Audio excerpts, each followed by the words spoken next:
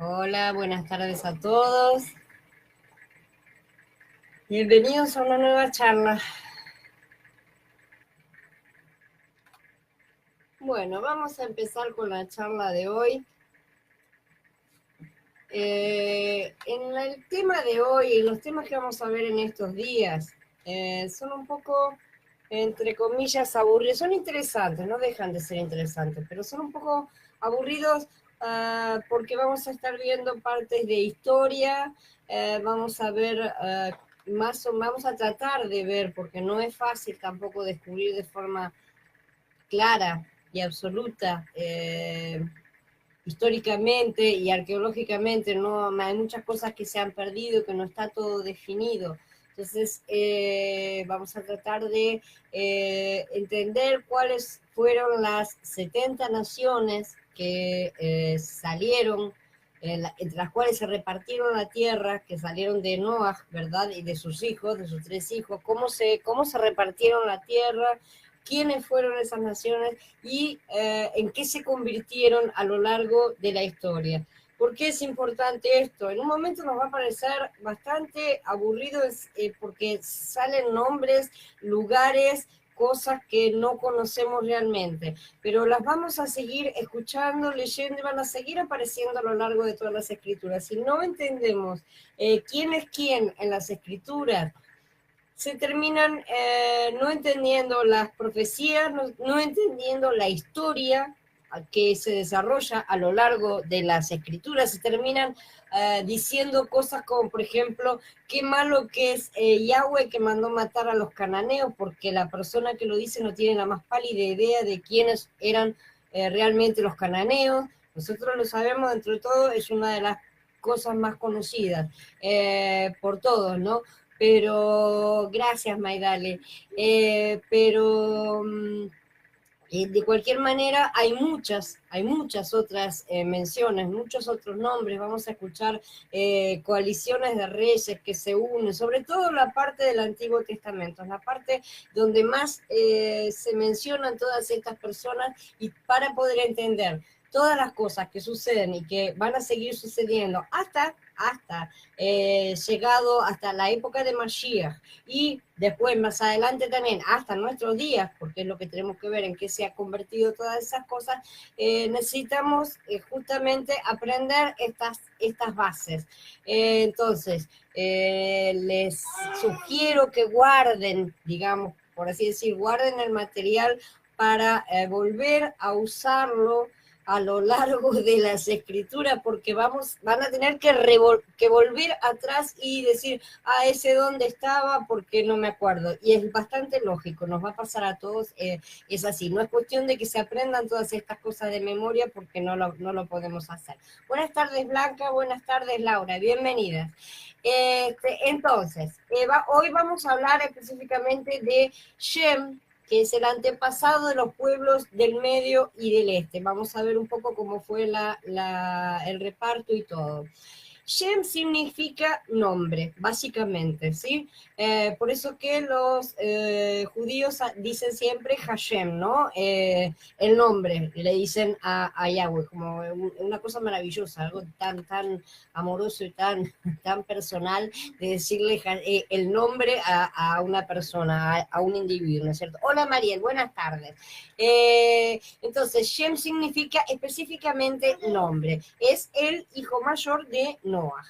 Se considera tradicionalmente que es el antepasado de los pueblos que son llamados semitas, ¿sí? De su nombre sale la palabra justamente semita. Los judíos religiosos, ortodoxos, todos los judíos y los árabes se consideran hijos de Shem a través de Arfaxad, ¿sí? Que por lo tanto todos ellos son semitas. Los árabes son semitas también. En opinión de algunos estudiosos el pueblo de la China y el pueblo de la India también descienden de Shem, por lo menos alguna de las ramas. No está del todo definido, como ya he dicho, hay muchas cosas que son complicadas, pero hay muchas cosas que vamos a ver justamente cómo se repiten ciertas influencias que pueden justamente decir que sí, realmente descienden de unos o de otros, ¿sí? Entonces, en primer lugar, dice, en Bereshit 10:22, dice, los descendientes de Shem, Elam, Ashur, Arfaxad, Lud y Aram. Entonces vamos a hablar de estas personas, de estos individuos que desarrollaron clanes, tribus o naciones, salieron de ellos. En primer lugar, vamos a hablar de Elam, que es el primogénito. El Sefer Yovelin describe, en primer lugar, las tierras que habían caído en suerte a Shem, el hijo mayor de Noah, para pasar después a la distribución territorial de sus hijos, o sea, la forma en que Shem distribuye lo que le tocó, que lo mencionamos, lo leímos en el capítulo anterior, lo que le tocó a Shem, lo distribuyó entre sus hijos, empezando obviamente por el primogénito, porque siempre se realiza de esa manera, se realizaba tradicionalmente de esta forma. También Shem repartió la tierra entre sus hijos, saliendo el primer lote a Elam y sus hijos al oriente del río Tigris, hasta acercarse por el este a toda la tierra de la India y Bactria, las aguas del Dedán, todos los montes de Mari y Elam, y toda la tierra de Susiana, y todo lo que está en manos de Farnacio, hasta el mar Eritreo y el río Tanis. Sefer Yovelin en el capítulo 9. Como verán, se citan muchos lugares que no todos están recuperados los nombres, muchos se han perdido, no se sabe exactamente a qué se referían y qué zona era. De otros sí se sabe cómo fue cambiando el nombre a través de los siglos, y de algunos inclusive no ha cambiado tampoco. El libro continúa dándonos muestras de un conocimiento geográfico e histórico, real y concreto, ¿verdad? Con el siguiente pasaje. Jafet y sus hijos se fueron hacia occidente y moraron en la tierra de su lote. Y vio Madai la tierra del mal y no le agradó. Tras rogar a Elam, Ashur y a Faxad, hermanos de su mujer, se quedó en la tierra de los Medos, cerca de sus cuñados hasta ese día. Llamó a su residencia, a la de sus hijos, Media, y por el nombre de Madai, padre de ellos. Eso está en el Sefer Yovelin 10. Vemos que Madai no se graduó de su tierra y habló con sus cuñados. Madai no es descendiente de Shem, Madai es Jamita, ¿tá? Entonces tenemos a un Jamita mezclado en el medio de los semitas acá. Pidió permiso para quedarse, se lo dieron, y se ubicó en la zona, y terminaría saliendo de sus lomos, terminaría saliendo el imperio Medo, que se unirá al imperio persa en aquella época de Darío y Ciro más adelante. Lo vamos a estudiar correctamente en su momento, cómo se desarrolla. Ahora lo que estamos viendo son las semillas, ¿verdad? Entonces es evidente que los medos se terminaron apoderando de la parte norte del territorio de la Mita, reduciendo a estos de a poco a la zona de Susiana, que es más abajo, que termina siendo Susa, la capital del imperio, es mencionada en el libro de Daniel, por ejemplo. La verdad es que se ignora la manera en que aparecieron y se asentaron en la zona de forma históricamente documentada. Solamente hay algunas citas. En esta zona surgiría posteriormente, como decimos, el imperio medo-persa. Los elamitas llamaban a su país Haltamti o Atamti también, de donde sale, después los acadios lo transformaron en Elam. El Alto Elam fue posteriormente cada vez más identificado con su capital, Susa, como decimos. Susa terminó siendo lo mismo. Posteriormente, algunos geógrafos como Ptolomeo lo llamaron Susiana, así que cualquiera de los dos nombres se refieren al mismo lugar. Actualmente es Khuzistán en el Irak moderno, ¿sí? Los asirios y los babilonios llamaron a este país Elamtu, en tanto que los escritores clásicos griegos una vez se lo llamaron Elimais y otra Susiana. de este número, este último nombre, como ya decimos, lo tomaron de la ciudad de Susa o Shushan, que es así como aparece en las Biblias que han sido restauradas, ¿sí? Porque ese es el nombre hebreo correcto. En un tiempo, ya sabemos, esta fue la capital de Elam, bajo el imperio persa. Susa fue una ciudad de la realeza. La narración de Nehemías, hijo de Yahcalja, perdón, en el mes de Kisleu del año 20, cuando estaba yo en la ciudadela de Susán, y comienza su narrativa el libro de Nehemías, ¿sí? Él estaba ya en la zona de Susán, en el reino medo-persa, ya estamos hablando, cuando ya estaban volviendo, prácticamente van a salir de allá para regresar a Jerusalén y reconstruir el templo y las murallas. En aquellos días, cuando el rey Asuero ocupaba el trono real en la ciudadela de Susán, esto está en el libro de Esther, o sea, realmente es una capital histórica que es mencionada en las escrituras y es importante que sepamos de dónde proviene. Entonces, Elam proviene de una mezcla de jamitas y de semitas, ¿sí? Es una cosa un tanto rara. Buenas tardes, Citi, buenas tardes, César. Hola a todos. Entonces, estaba situada en las rutas comerciales que conducían al sudeste y a la meseta iraní, o sea, estaban ubicadas en un lugar estratégicamente muy de paso, de la misma manera que, por ejemplo, lo fue Siria en su lugar geográfico. Son lugares de paso, de cruce de caravanas, entonces esos lugares siempre son estratégicos y siempre son atacados, porque siempre trata todo el mundo de tener ese punto estratégico en su poder. Entonces, el deseo justamente de obtener el control de esto hizo que tanto los asirios como los babilonios invadieran el con bastante frecuencia. Josefo también nos menciona, dice, en efecto, Elim dejó a su muerte a los elimeos, antecesores de los persas. Esto está en el libro de Flavio Josefo. La primera mención bíblica de Elam como nación se remonta al tiempo de Abraham, ¿no es cierto? Más o menos entre el 2018 y el 1843 a.C., aproximadamente, son fechas siempre aproximadas. Cuando Kedorlaomer, el rey de Elam, marchó con una alianza de reyes hacia la región del Mar Muerto contra la coalición cananea de reyes. Esta es la guerra de los 5 reyes contra los 4 reyes, que vamos a ver también en breve y más en profundidad, ¿no es cierto? Dice, un día cuando el rey Enrafel de Shinar, el rey Arioc de Elazar, el rey Kedorlaomer de Elam, el rey Tidal de Goyim, le hicieron la guerra al rey Berá de Sedom, al rey Bishá de Amorá, al rey Shinab de Adma, al rey Shemeber de Seboyim y al rey de Bela, que es Zoar, todos los últimos unieron fuerza en el valle de Sibín, ahora el Mar Salado. Esto está en Bereshit en el capítulo 14. En breve lo vamos a estar viendo.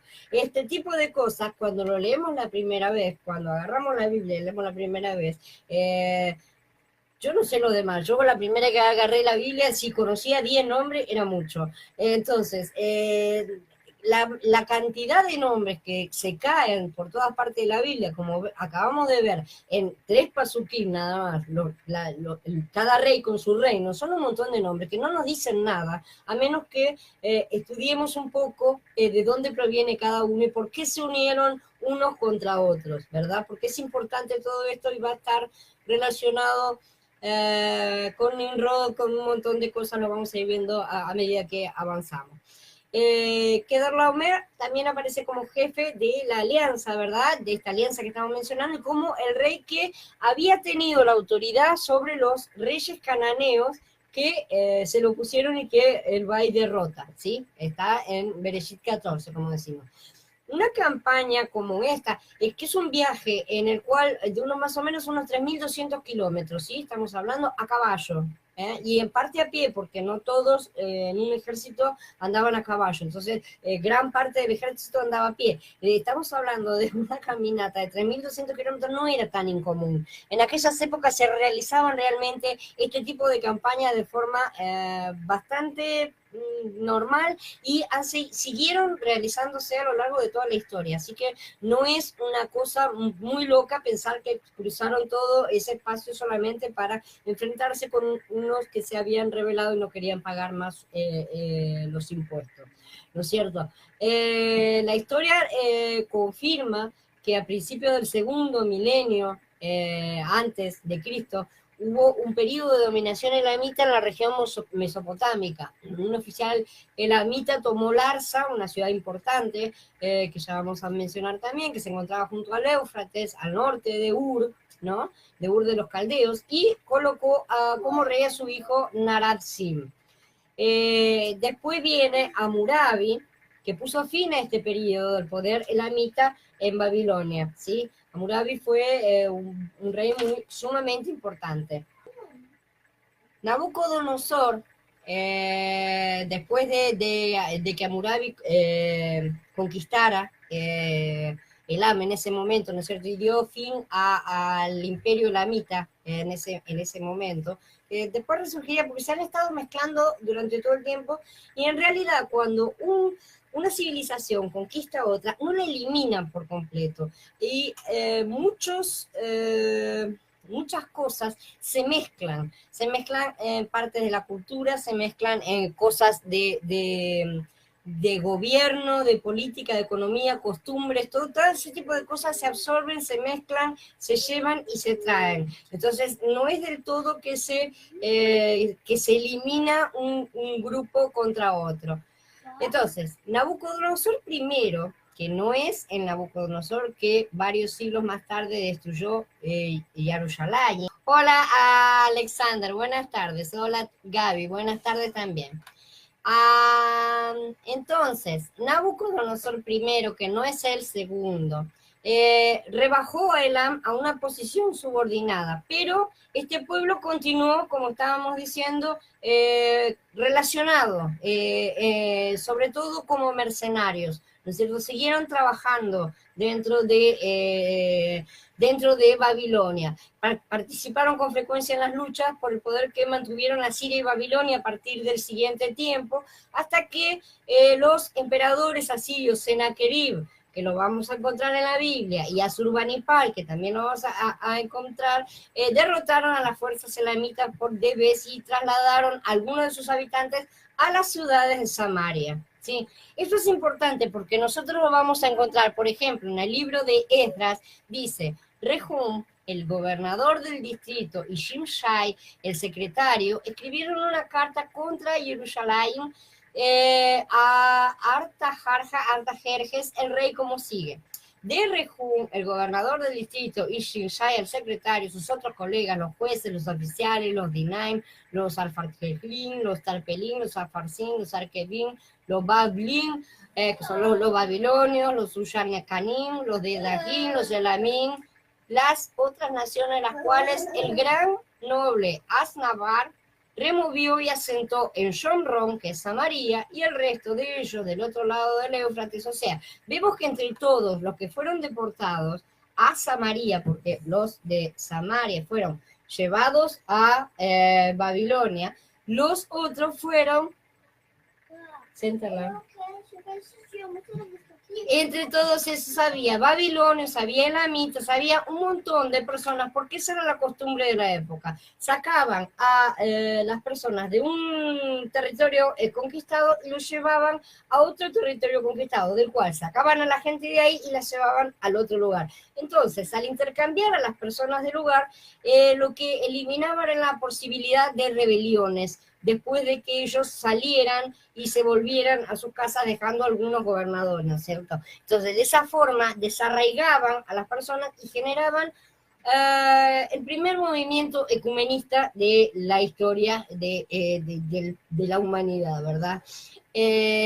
Hoy, Alexander, ¿todo bien?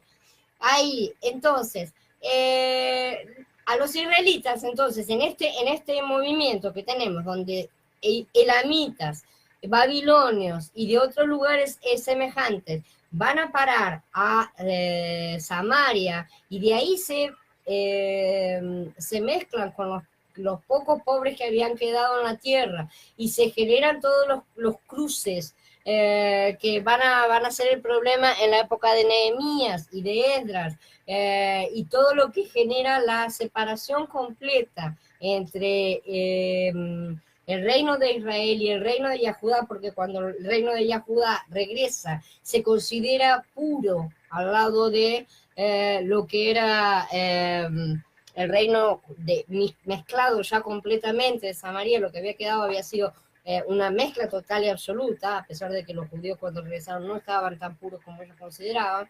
De cualquier manera, se cortó definitivamente en ese momento la relación entre los dos reinos. Nunca había sido buena, se terminó de cortar del todo. Y justamente cuando Nehemías y cuando Esdras tratan de reedificar las cosas, ellos vienen, los samaritanos locales, ¿no es cierto?, ya mezclados, quieren participar del asunto y los judíos no los dejan. Entonces, todas estas cosas se explican entendiendo cómo fue esta mezcla de países, mezcla de naciones en todas partes. El tema de hoy, Alexander, es los antepasados de Shem.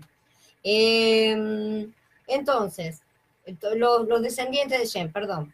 A los israelitas entonces se los llevó cautivos al exilio a Elam, como dice en Yeshaya, en el capítulo 11. En ese día Yahweh volverá a poner su mano para redimir la otra parte de su pueblo desde Ashur, como también desde Mizraim, Pator, Cush, Elam, Shinar, Hamat y las costas del mar. ¿Sí? Entonces, todos estos pequeños pasuk que hoy a veces los leemos así como leemos y reconocemos dos nombres, tres tal vez, ¿no es cierto? Y no entendemos muy bien de lo que está hablando exactamente. A medida que vayamos avanzando, vamos a ir dilucidando porque vamos a ir aprendiendo justamente quién es quién, qué es lo que interesa. Hay un gran quién es quién en todas las escrituras. Las inscripciones de los emperadores asirios describen también este sometimiento de Elam, o sea que está registrado en otros documentos extrabíblicos, ¿sí? Después de la caída del imperio asirio, parece ser que Elam llegó a estar bajo la dominación yefetita, o sea, aria, ¿sí? Vamos a ver que los yefetitas conforman la raza aria en buena medida.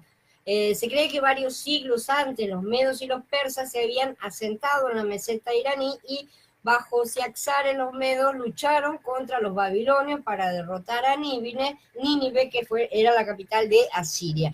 En Daniel, en el capítulo 8, se indica que Elam llegó a ser un distrito, una provincia de Babilonia, cómo se degradó este imperio, llegando a ser simplemente una provincia de Babilonia. Cuando tuve esta visión, yo estaba en Shushan, que es la capital del reino, llegó a ser la capital de Babilonia, Susa, en la provincia de Elam. Entonces Elam se degradó completamente a nivel de convertirse en una provincia como el reino de Yahudá se convertiría en la provincia primero de Yahudá y después de las rebeliones fue transformada en Filistea, nombre que fue dado justamente como castigo para los judíos, para que se molestaran porque se habían estado rebelando en la rebelión de Bar Kokhba y demás. Se predijo también en las escrituras que los arqueros elamitas, que son famosos, los elamitas son famosos por tener arqueros, estarían entre aquellos que atacarían a Yahudá y a Yerushalayim. Por eso es que digo, dejen de mirarme, lloraré amargamente, no insistan en consolarme por la ruina de mi pobre pueblo, porque Adonai Yahweh de los ejércitos tuvo un día de tumulto y de atropello y de confusión. Kir rabió en el valle de la visión y Shoa en las montañas, mientras Elam llevaba la aljaba en tropas de hombres montados y Kira desnudado el escudo. Esto está en el libro de Yeshaya en el capítulo 22. Como se puede ver, nosotros lo leemos de esta manera y no entendemos prácticamente nada. Lo vamos a ir entendiendo a lo largo de los estudios. También se profetizó que los elamitas se unirían a Media para saquear a Babilonia, ¿sí? Media estaría entonces bajo la gobernación del rey persa Ciro, ¿no es cierto?, rey de Ansham. Dura profecía se me ha anunciado, dice Yeshaya en el capítulo 21. El traidor está traicionando y el destructor destruyendo. Avanza, oh Elam, asedia, oh Media, le he puesto fin a todo su gemido. Entonces, todas estas cosas están profetizadas, se cumplieron y vamos a ir viendo justamente cómo la Biblia cumple realmente con todas las profecías que emite. Entonces, los elamitas contribuyeron a la liberación de Israel del exilio en cierta medida. Sin embargo, puesto que se habían alineado en varias ocasiones con los enemigos del pueblo de Yahweh, tanto Elam como las otras naciones van a tener que beber la copa de la ira de Yahweh y bajar al Sheol a su debido tiempo, como está escrito en Yirmeyah, en el capítulo 25. A todos los reyes de Sinri, a todos los reyes de Elam, a todos los reyes de Media, a todos los reyes del norte, tanto a los cercanos como a los lejanos unos de otros, a todos los reinos que hay sobre la tierra. Y el último de todos en beber será el rey de Sheshka, que este es un nombre simbólico de Babilonia, que aparece en las escrituras, ¿sí? Dice, diles que así ha dicho Yahweh de los ejércitos, el Elohim de Israel, beban y embriáguense y vomiten, caigan y nunca vuelvan a levantarse a causa de la espada que yo envío contra ustedes. Y si rehúsan tomar la copa de tu mano para beber, diles que así ha dicho Yahweh de los ejércitos, tienen que beberla. Si estoy trayendo el castigo primero sobre la ciudad que lleva mi nombre, ¿esperan ustedes quedar sin castigo? ¿No quedarán sin castigo? Porque yo estoy llamando la espada contra todos los habitantes de la tierra, declara Yahweh de los ejércitos. En Yirmeyah capítulo 25, como dije. Y también dice, allí está Elam, con toda su multitud alrededor de su sepulcro. Todos ellos cayeron muertos a espada y han descendido incircuncisos a las partes más bajas de la tierra, porque impusieron su terror en la tierra de los vivos. Cargan con su bochorno junto con los que descienden al hoyo. En Ezequiel el capítulo 32. Esto demuestra, hola Silvi, bienvenida. Esto demuestra que no basta estar dentro de una supuesta línea genealógica para ser salvo o ser condenado, ninguna de las dos cosas. Como se dice también, que no todos los que se creen hijos de Abraham son sus descendientes verdaderos, o sea, en la fe, que es la descendencia que se salva de Abraham, verdadera. Al mismo tiempo, la inversa también es válida, obviamente. En el día de Shavuot, Pentecostés, hubo elamitas entre los miles de oyentes que escuchaban en su propio idioma el mensaje hablado por los discípulos. Entonces, ¿cómo es que los oímos hablar cada cual en su propia lengua nativa? Partos, medos, elamitas y los que habitamos en Mesopotamia, en Yahudá, en Capadocia, en Ponto y en Asia. Estos están hechos en el capítulo 2. Entonces vamos a ver que los mismos grupos étnicos se repiten en todas partes y perduran a lo largo de la historia. Y tenemos toda una serie de profecías dadas para cada uno de estos grupos, que son importantes y necesitamos identificar cuál es cada uno de todos ellos. No obstante, como fue profetizado, Elam ha dejado de existir como pueblo, como nación, ¿no es cierto?, como gran civilización. La palabra de Yahweh que le llegó al profeta Yirmeyah concerniente a Elam al principio del reinado de Sidiquiahu, rey de Yahudá, así ha dicho Yahweh de los ejércitos. Voy a quebrar el arco de Elam al principio de su poder, y traeré contra Elam los 4 vientos de los 4 extremos del cielo, y los dispersaré en todas las direcciones. No habrá nación a donde no vayan los fugitivos de Elam. Quebraré a Elam delante de sus enemigos, delante de los que buscan su vida. Traeré desastre sobre ellos, mi ira ardiente, declara Yahweh. Enviaré tras ellos la espada hasta que los consuma. Y pondré mi trono sobre Elam y eliminaré de allí al rey y a los oficiales, declara Yahweh. Pero en días venideros restauraré la suerte de Elam, declara Yahweh, en el capítulo 49 del libro de Yirmeyah. Entonces, como vemos, está mencionado en muchos lugares y lo vamos a seguir encontrando. Lo que yo estoy presentando ahora, como ya les dije, no es para que se aprendan nada de memoria ni nada, sino simplemente para que empecemos a reconocer los nombres a través de las menciones, porque vamos a volver a verlos y volver a verlos y volver a verlos. Entonces es necesario que comencemos a interiorizar las bases. Vamos a seguir hablando acerca del segundo hijo de Shem, que es Ashur. Los descendientes del semita Ashur permanecieron en la Alta Mesopotamia con el nombre de ashureos o asirios, ¿sí? Los asirios eran fuertes guerreros cuya disciplina militar les permitió conquistar y someter a pueblos enteros. O sea, fueron uno de los primeros imperios grandes realmente.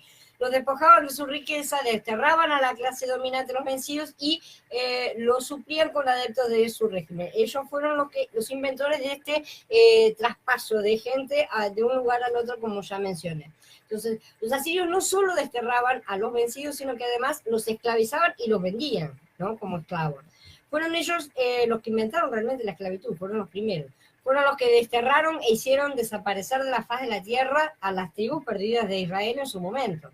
En Asiria, sus habitantes construyeron la ciudad de Ashur en honor al patriarca de los asirios, ¿no es cierto? A este hijo de Shem. Estamos hablando de los semitas, estamos hablando supuestamente de una línea que debería haber sido limpia. Como ustedes pueden ver, ya van dos imperios que estoy mencionando que no tienen nada de limpio, sino que han estado entre los que han atacado al reino de Yahweh, ¿verdad? A los israelitas. Entonces, ellos construyeron la ciudad de Ashur y con el paso del tiempo Ashur Ashur la persona terminó siendo endiosado, porque es lo que es lo más común que vamos a ver a lo largo de estas civilizaciones, y le erigieron templos, o sea, terminaron convirtiéndolo en un dios. Y bueno, ¿qué nación no quiere tener como antepasado étnico de los mismos habitantes a un dios? Evidentemente eso refuerza el poder, sobre todo cuando están en las buenas y están ganando, ¿no es cierto? Y están conquistando naciones. Entonces, el imperio asirio duró desde el año 1000 a.C. hasta la expansión musulmana en el 600 a.C., más o menos. Aproximadamente. Las fechas que voy a dar siempre van a ser aproximadas y redondeadas, porque no están totalmente de acuerdo ninguno. Los asirios de pura sangre terminaron siendo arrasados en Nínive y en Harran en el año 612 después de Cristo, ¿sí? Los asirios hibridizados con los fenicios y cananeos, se hibridizaron con ellos, se mezclaron, tomaron para autodenominarse y distinguirse de sus antecesores puros el nombre apocopado de sirios, y el territorio que ocuparon lo denominaron Siria, si alguno lo conoce, porque es bastante actual, ¿no es cierto? Siria es apócope de Asiria, no son asirios puros, es una mezcla, ¿sí? Es una mezcla de asirios en el destierro, de fenicios, cananeos, y debe haber obviamente algunas otras minorías. Los sirios después fueron islamizados y arabizados por los árabes, pero no son árabes, son descendencia semita, pero no son árabes, ¿sí? También fue Ashur la deidad más importante de los asirios, el dios de la destreza militar, al que este pueblo guerrero acudía, ¿no es cierto?, en busca de ayuda, de apoyo, siempre hacen lo mismo, ¿no es cierto?, con sus dioses. Es posible que al venerar al dios Ashur, los asirios hayan rendido adoración a este antepasado común que estamos diciendo, que era el hijo de Shem, pero lo que se puede afirmar es que es una especie de culto de un patriarca deificado, o sea, un antecesor común, como decíamos. Este nombre, el nombre de Ashur, aparece en el nombre de muchos asirios que vamos a encontrar en las escrituras, como Esarhaddon o Ashurbanipal, ¿no? Ashurbanipal, de Ashur, ¿no es cierto? Se pensaba que este dios era el principal protector de los asirios y se le representaba mediante la figura de un disco solar alado. Yo les voy a ir subiendo, lamentablemente ya les dije la otra vez que yo no tengo forma de subir las imágenes acá, de compartirlas por el medio del video. Así que las voy a ir subiendo para que las vayan viendo. Como son muchas, no las quise subir todas juntas porque iban a terminar todas mezcladas. Pero quiero que vean las imágenes porque son símbolos muy importantes. Entonces déjenme buscar un segundo que está acá. Capítulo 20. Solo un segundo. Acá. Entonces les voy a subir la imagen acá, en el grupo mismo la voy a estar dejando, ¿sí? Las voy a ir dejando una atrás de la otra porque es la mejor forma para que ustedes las puedan visualizar, ¿sí? Entonces, acá les dejo y le pongo Azure para que sepan. Ese es el disco cuando lo vean dentro de unos segundos, porque siempre tenemos delay aquí. Ese es el disco solar, ¿sí? De qué representa a Ashur. Esto es importante y ahora vamos a analizar por qué. Los reyes asirios entonces atribuían la victoria siempre a Ashur, a la ayuda de Ashur. En la antigüedad judía, Flavio Josefo dice que Ashur vivió en la ciudad de Nínive y llamó a Sirius a sus súbditos, ¿no es cierto? Que son sus descendientes, empezaron siendo descendientes. Fue la nación más afortunada de los hijos de Shem, según la opinión de Flavio Josefo. En fin, vamos a hablar ahora acerca del disco solar alado, porque este disco yo creo que muchos de ustedes ya lo están reconociendo de otros lugares, ¿no es cierto? Este símbolo del disco solar alado fue venerado por muchas civilizaciones, y principalmente entre los soberanos de Sumer y Akkad, de Babilonia y Asiria, de Elam, de Urartu, de Mari, de Nusi, Mitanni, Canaán. Lo vamos a encontrar en todas partes a este símbolo, y eso es algo sumamente curioso. Cuando terminemos vamos a ver por qué. Con las variaciones propias, obviamente, de cada mitología, cada uno lo fue adaptando a lo propio y diciendo que era suyo, ¿no es cierto? Los reyes babilonios, los hititas, los faraones egipcios, los shah de Persia, entre otros soberanos, todos se postraron delante de este mismo símbolo. Y yo les pongo acá para que vean otra imagen. Es un poco lento, pero ahí vemos los diferentes símbolos, ¿no es cierto?, del disco alado en diferentes civilizaciones, en diferentes culturas.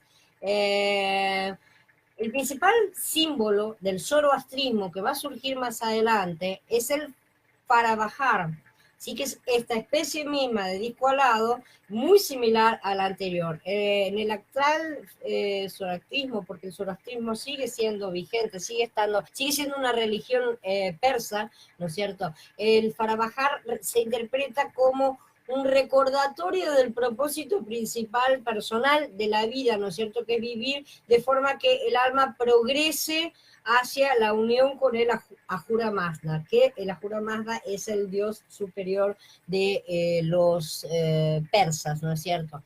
Este símbolo resulta muy similar al símbolo anterior de Ashur, ¿verdad? Déjenme buscarle el otro, ¿no es cierto? A ver dónde lo tengo. Acá hay uno. Esto es el Farabahar de Persia, ¿sí?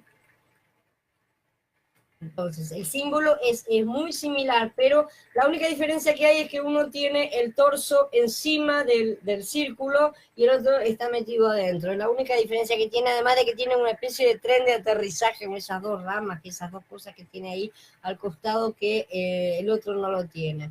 Este símbolo, entonces, tiene sus orígenes en otros discos alados anteriores, o sea, como lo vamos a ver en todas partes, vamos a decir que se copiaron todos, como hacen los ateos con respecto a la Biblia. No se trata de eso, todo tiene un origen único y vamos a descubrir exactamente cuál es.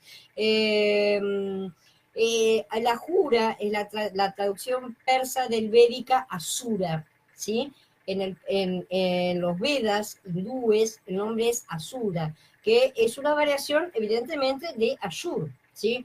Entonces, unos estudiosos propusieron ya en 1911 que el Ahura Mazda es el mismo dios Ashur. Es muy probable la conexión entre Asiria, Siria, Surya, el dios del sol en la mitología védica de la India, Ashur, que es el dios, el mayor dios de Asiria, ¿sí?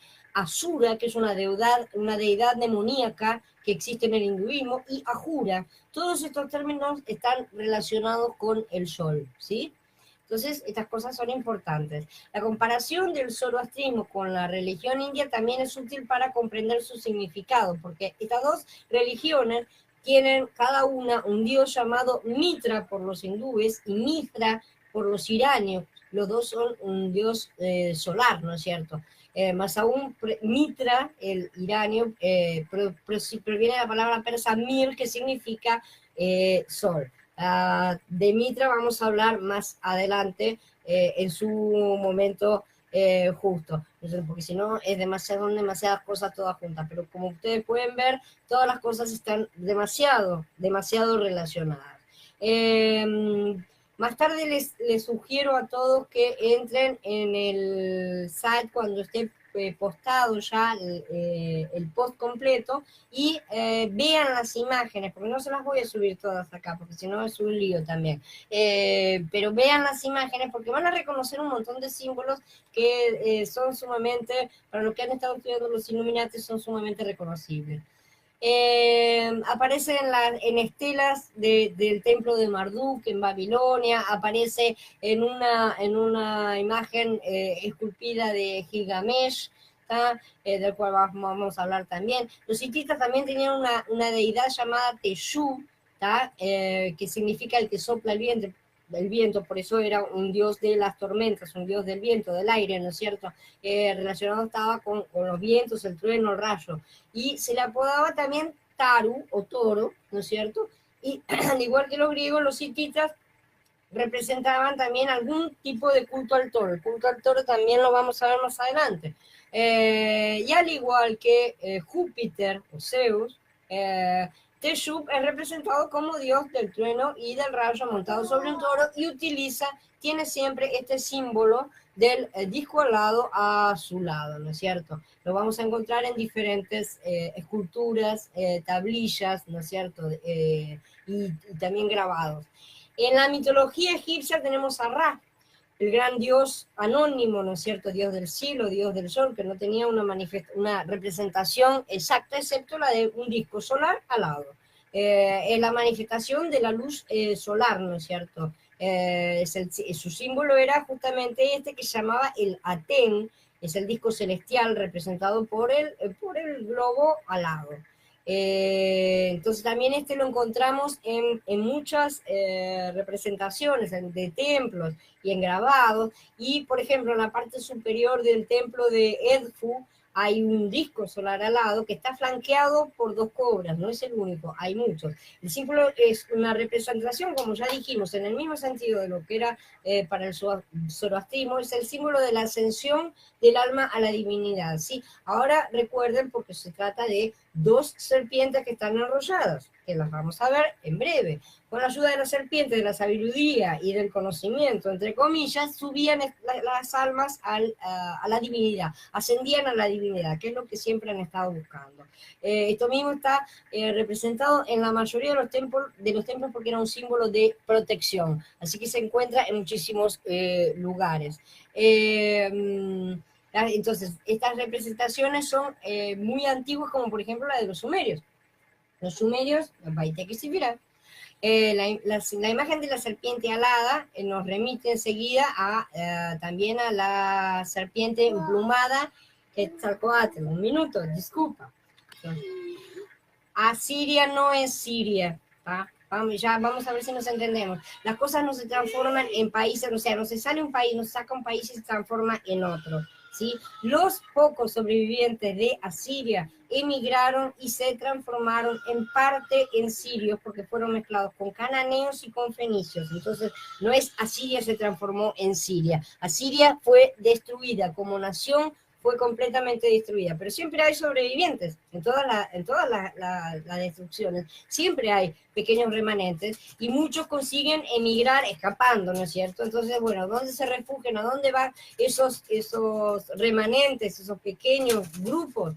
Hay que ver lo que forman. A veces desaparecen mezclados completamente, y hay veces que, como en este caso, se mezclan justamente con fenicios y cananeos, que son otras dos ramas sumamente del lado de la serpiente, y conforman una ciudad como Siria, que se va a desarrollar a lo largo de los siglos, y que, bueno, ya saben por qué entonces el motivo de las cosas que suceden, ¿no es cierto? Porque vamos a analizarlo también, existen las profecías contra Asiria y contra Damasco también. Entonces, como decía, esta imagen que también aparece en Sumeria, ¿no es cierto? Está siempre relacionada con aquel árbol de la vida sumerio. La imagen de la serpiente alada también aparece en América con Quetzalcóatl, ¿no es cierto? La vamos a encontrar por ejemplo, hay un códice que representa, y les voy a subir la imagen, porque es sumamente llamativo, ¿no es cierto? Que en una cruzando charco, por así decir, tengamos exactamente la misma imagen, que de un disco alado. Que ese representa al dios Quetzalcóatl, ¿no es cierto? Tiene un gran parecido con este disco de azul. Inclusive también podemos encontrar una gran similitud en el hecho de que todos estos discos alados, ¿dónde fueron a parar en la actualidad? ¿Dónde los vemos a todos? Los vemos en las marcas de autos. Son marcas de carros, como les voy a poner acá, les subo también la imagen para que vean, y también en la parte, perdón, la que subí son los escudos de la Fuerza Aérea, pero también están en los carros, que la encuentro donde... A ver, espérenme un segundo, tengo otra imagen, no la tengo. Bueno, en la parte de los carros ustedes saben perfectamente que también se utiliza el disco alado o el caballo alado, inclusive también para los carros. Entonces todo esto se utiliza para carros y aviones, básicamente. Por esto no estoy queriendo implicar, vayamos a la base, que la gente que trabaja en estas empresas, los empleados que trabajan en estas empresas, sean plenamente conscientes del simbolismo de lo que están utilizando, ni de todo lo que implica tener ese icono, ese escudito que utilizan sobre todo las fuerzas aéreas, ¿no es cierto? Que ellos se llenan de simbolitos y de escuditos y de cosas, pero estoy segura de que los dueños de las empresas y los altos generales sí saben. Los discos alados son símbolos de los carros divinos. Recuerden a las ruedas dentro de ruedas de Yahezkel, en el carro de Yahweh, es conformado por una combinación de querubín que obviamente tienen alas también. Entonces, este tipo de ruedas a lo que remite es a la forma en que los dioses se manejaban, se trasladaban por los cielos, cosa que la gente de la antigüedad veía y registró convenientemente para la posteridad. Registró de la manera en que podía registrarlo, ¿no es cierto? Y con el tiempo se fueron perdiendo, estas cosas se fueron desapareciendo y quedaron los símbolos, quedó sí la adoración a estos símbolos, pero un tanto perdido el motivo original del porqué de cada cosa. Continuando con Ashur, bajo la influencia mesopotámica sureña, este dios se convirtió en el equivalente asirio de Enlil, ¿sí? Hay una gran mezcla que se va a realizar y la vamos a analizar en su momento porque también es bastante denso el asunto, pero muy importante porque esto influye en la parte del concilio divino y en la copia que se realiza en Sumeria, que por supuesto ellos dicen que los que se copiaron fueron la Biblia. Entonces acá hay un sincretismo en el cual este dios se convierte en el equivalente de Enlil, que era el dios principal de Nippur, ¿no es cierto? Era el dios más importante del panteón hasta que Hammurabi funda el imperio babilónico, ¿no es cierto? Alrededor del 1800 a.C., en el cual ahí viene Marduk, que reemplaza a Enlil como dios principal de la zona sur.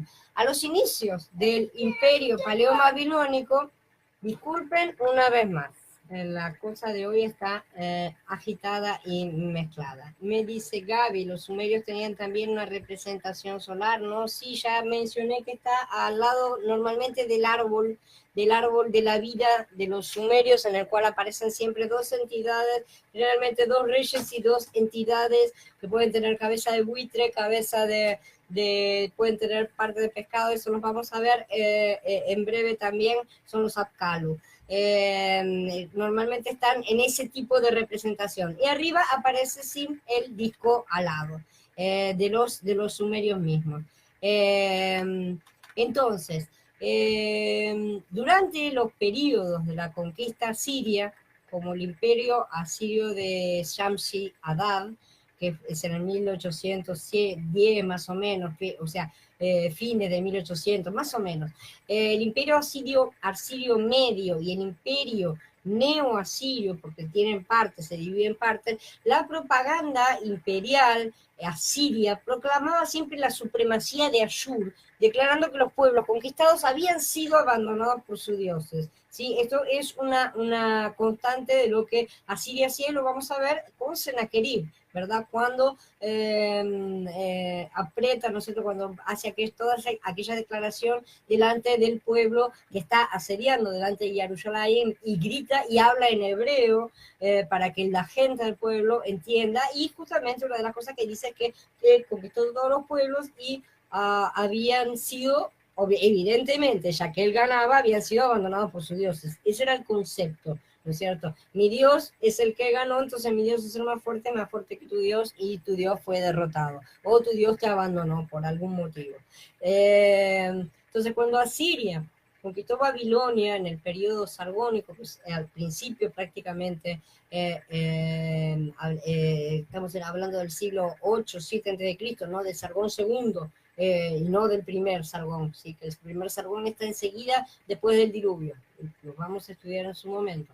El imperio asirio medio y el imperio medio asirio entonces se unieron y formaron esta coalición en la cual tenían este dios supremo por encima de los demás, ¿verdad? Los escribas asirios comenzaron a escribir el nombre de Ashur en ese momento con los símbolos cuneiformes Anshar, porque estaban mezclados ya con la parte de Sumeria, entonces estaban teniendo influencias unos de otros, entonces estamos hablando de que fueron escritos en el idioma de los otros, por así decir. Anshar, ¿verdad? Literalmente eso quiere decir todo el cielo, ¿sí? En acadio, que era el idioma de Asiria y Babilonia.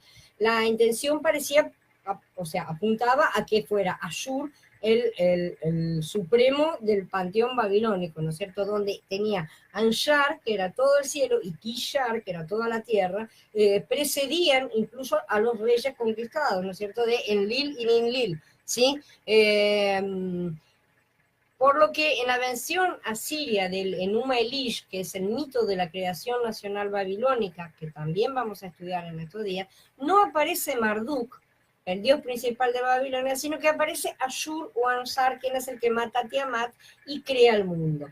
Vamos a encontrarnos exactamente el mismo, pero tal cual, copiadito, el mismo mito después en la parte de Babilonia, pero el protagonista va a ser Marduk, que es el que reemplaza a Ashur en el panteón de la dominación del momento. Así que vemos cómo entre ellos sí realmente se copiaban.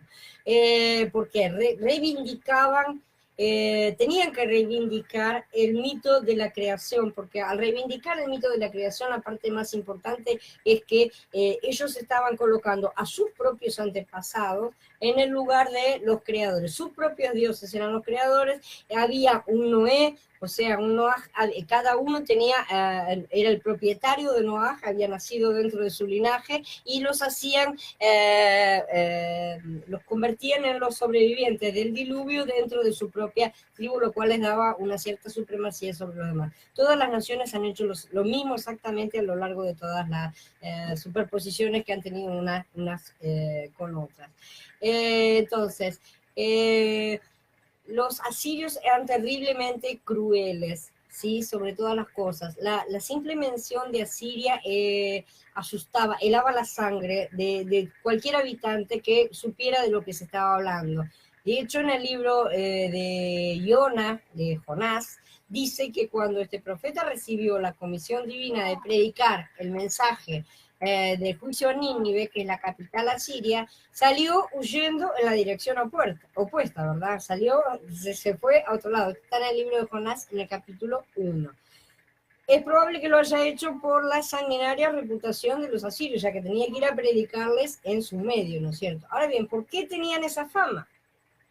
El profeta bíblico Nahum calificó a Nínive como albergue de leones y ciudad de derramamiento de sangre. Menos mal, perdónenme todo, menos mal que este tema dentro de todo es completamente secular, ¿está? Porque así puedo estrangular a mi nieto tranquilamente. Se aburre, pobre. Entonces, Nahum clasificó a Nínive como un albergue de leones. Era corriente, era muy mal visto y toda la gente sabía perfectamente acerca de la crueldad de los asirios. Las cosas terribles que cometieron han quedado registradas.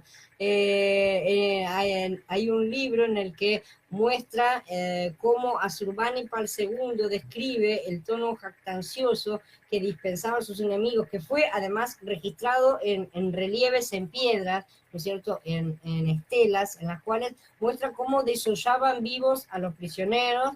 Dice, edifiqué una columna cerca de la puerta de la ciudad y desollé a todos los principales que se habían sublevado, y cubrí la columna con su piel. Algunos los emparedé dentro de la columna, algunos los colgué de los maderos de la columna, desmembré a los oficiales. O sea, una cosa sumamente cruel, sumamente espantosa, o sea, fuera de toda noción, la crueldad que tenían los asirios. Realmente se ultrapasaron los límites, entonces también por eso van a ser juzgados. Cuando los arqueólogos excavaron los palacios reales de Asiria, descubrieron que los muros realmente estaban decorados con representaciones de este trato inhumano que se le daba a los prisioneros. Entonces, en los años 740 antes de nuestra era, bastante después, Asiria conquistó Samaria, ¿no es cierto? La capital israelita, ¿no es cierto?, del Reino del Norte, y llevó a los habitantes al exilio. 8 años más tarde invadiría y a Judá, como dicen, en el año 14 del rey Ezequías marchó Sanjerib, rey de Ashur, contra todas las ciudades fortificadas de Yahudá y las tomó. Esto está en Merajil Aleph en el capítulo 18. El rey asirio Senaquerib le exigió a Ezequías 30 talentos de oro y 300 talentos de plata. Y según el registro bíblico, este tributo le fue pagado. Pero además, entonces, cuando recibió el dinero, Senaquerib insistió en que Jerusalén, toda la capital de Judá, debía rendirse incondicionalmente, ¿no es cierto? Ahí viene la parte en la cual Senaquerib hace aquel discurso que dice, entonces el Rab Shaké se puso de pie y gritó a gran voz en hebreo, oigan la palabra del gran rey, el rey de Ashur. Así dijo el rey, no se dejen engañar por Ezequías, porque él no los podrá librar de mi mano. No dejen que Ezequías los haga confiar en Yahweh, diciendo, ciertamente Yahweh nos librará y esta ciudad no caerá en manos del rey de Ashur.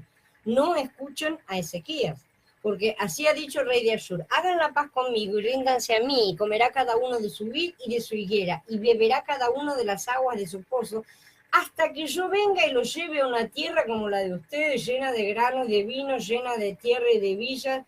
Mentira. Tierra de aceite, de oliva y de miel, para que vivan y no mueran. No escuchen a Ezequías, que los engaña diciendo, Yahweh nos librará. ¿Acaso alguna de las deidades de las naciones libró a su tierra de la mano del rey de Ashur?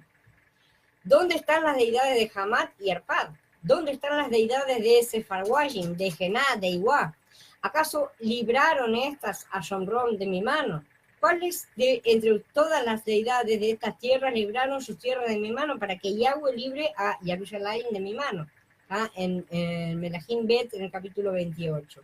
Entonces, observamos que Senaquerib, al margen de esto, está registrado en una columna, ¿no es cierto?, en una estela donde los reyes antiguamente registraban sus hazañas en estelas de piedra, ¿no?, que son una especie de pequeños prismas o columnas, pequeñas columnas en las cuales se registraba y se escribía absolutamente todos los hechos de las campañas militares, o los logros de los reyes. Pero Senaquerib no menciona absolutamente que hubiera conquistado Jerusalén, porque de hecho no lo hizo. De hecho, ni siquiera menciona la aplastante derrota que su ejército sufrió por la intervención divina, por haber hablado como habló. De acuerdo con la Biblia, el ángel de Yahweh aniquiló a 185.000 soldados asirios en una sola noche, ¿sí? Aquella misma noche salió un mensajero de Yahweh y hirió a 185.000 en el campamento de los aramitas, y a la mañana siguiente ya todos eran cadáveres. Entonces Sanjerib, rey de Ashur, rompió campamento y se retiró y se quedó en Nínive, ¿sí? Entonces, todas estas cosas nos demuestran la interacción que ha habido y cómo todo se menciona en las escrituras, y vamos entendiendo de dónde proviene cada uno de estos grupos. Entonces, estos grupos provenían de un entorno, de un origen semita. Recordemos esto, porque no se trata de buenos grupos, no se trata de buenos semitas, así que podemos ver que hay malos y buenos en todas partes. Unos 100 años antes de la caída del imperio asirio, antes de que terminara, Yeshaya predijo que Yahweh llamaría a cuentas a esos arrogantes conquistadores por haberse portado realmente de forma tan insolente con su pueblo elegido. Pero después que Adonai haya acabado toda su obra en el monte Sión y en Jerusalén, castigará también al majestuoso orgullo y la excesiva arrogancia del rey de Ashur, dice Yeshaya en el capítulo 10. Además, también el profeta Nahum predijo que Nínive sería saqueada, que sus puertas serían abiertas a sus enemigos y que sus guardias saldrían huyendo. Eso está en Nahum, en los capítulos 2 y 3. Y también Sofonías profetizó que la ciudad llegaría a ser un yermo desolado, ¿sí? Entonces todas estas profecías se cumplieron plenamente. Tuvieron su cumplimiento en el año 632 antes de nuestra era, que es el año en que Nínive cayó ante la fuerza aliada de los medos y los babilonios, ¿sí? Lo que provocó el fin del imperio asirio. Una crónica de Babilonia relata este acontecimiento diciendo que los conquistadores se llevaron el gran despojo de la ciudad y el templo, y que convirtieron a la ciudad de Nínive en un montículo de ruinas, que fue profetizado en las escrituras. En la actualidad, precisamente unos montículos de ruinas situados en la orilla oriental del río Tigris, frente a la ciudad actual de Mosul, en Irak, marcan este lugar donde alguna vez estuvo la ciudad tan grande de Nínive.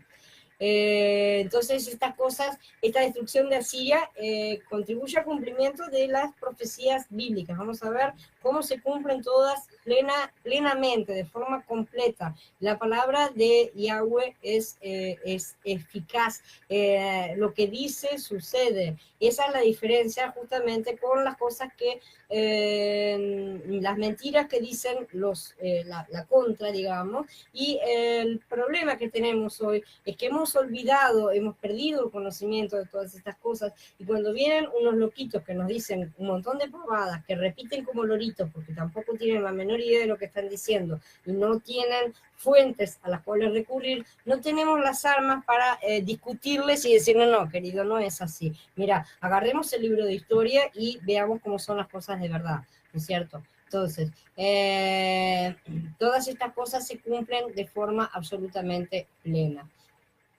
El tercer hijo de Shem será Arfaxad.